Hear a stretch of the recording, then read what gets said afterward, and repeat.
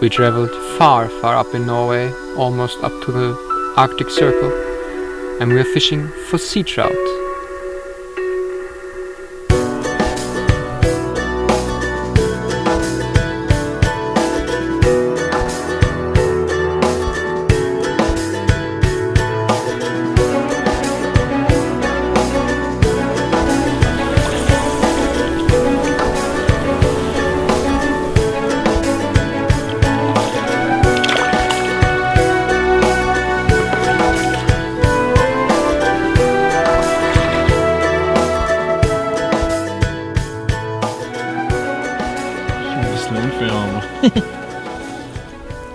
It's the end of March and we fish for sea trout.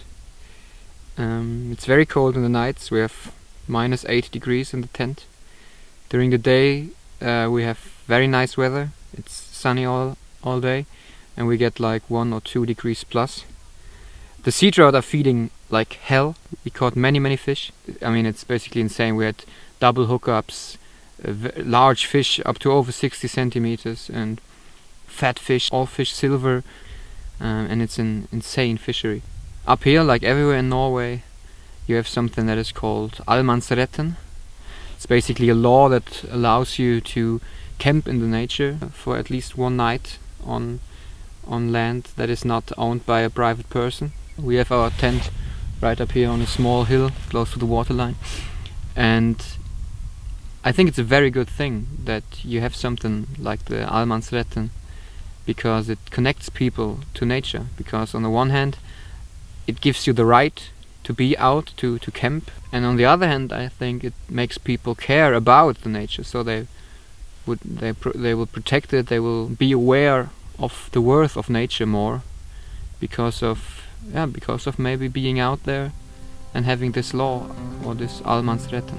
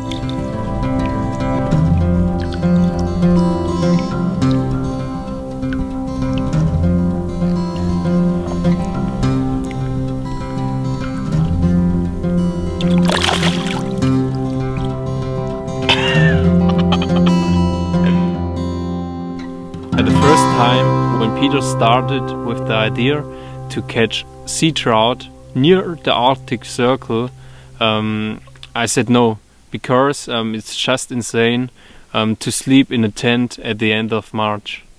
But now, at the second day, I'm still alive and I love the experience here in Norway, and the nature here is just amazing. We saw elks, whales, and we caught a lot of sea trouts, and it's just amazing how good the fishing is.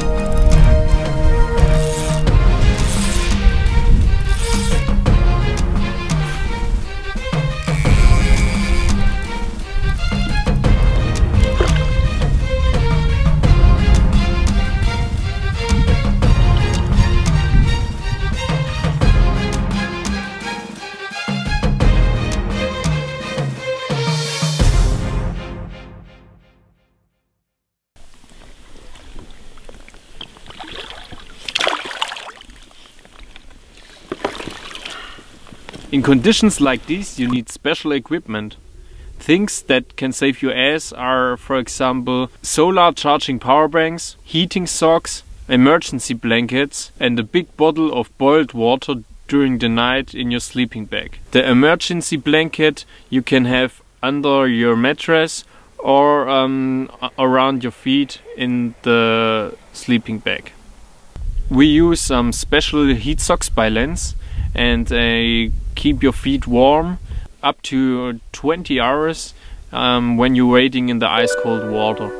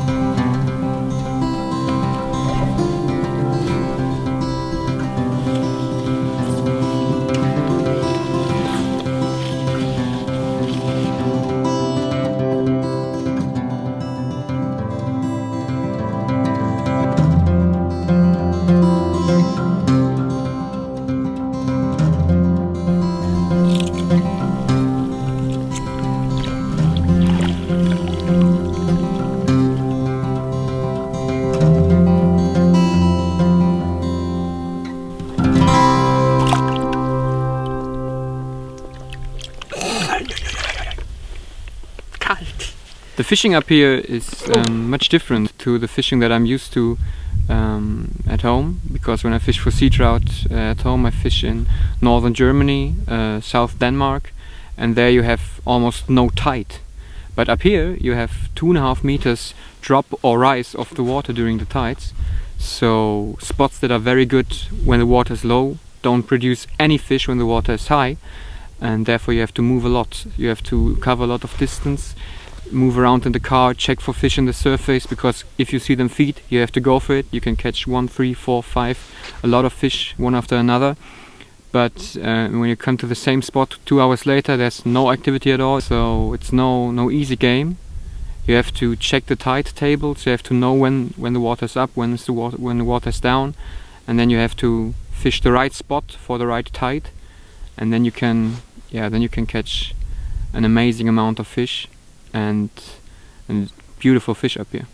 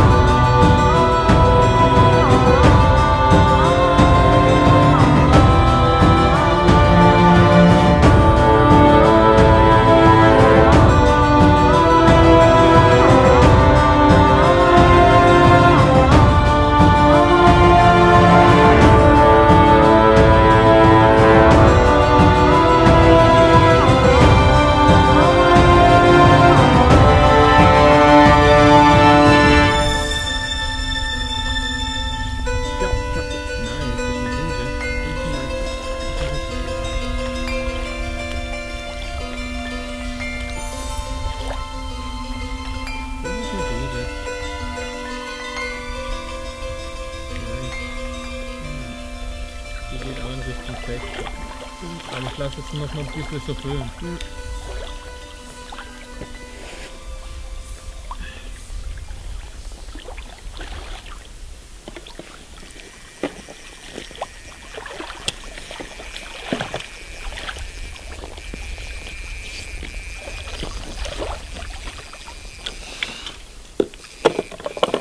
Nimm schau mal meinen Kescher, der ist größer.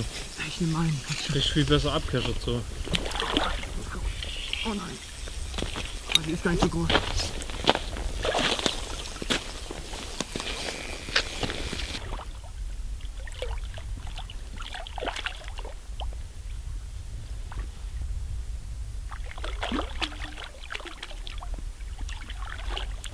Haha!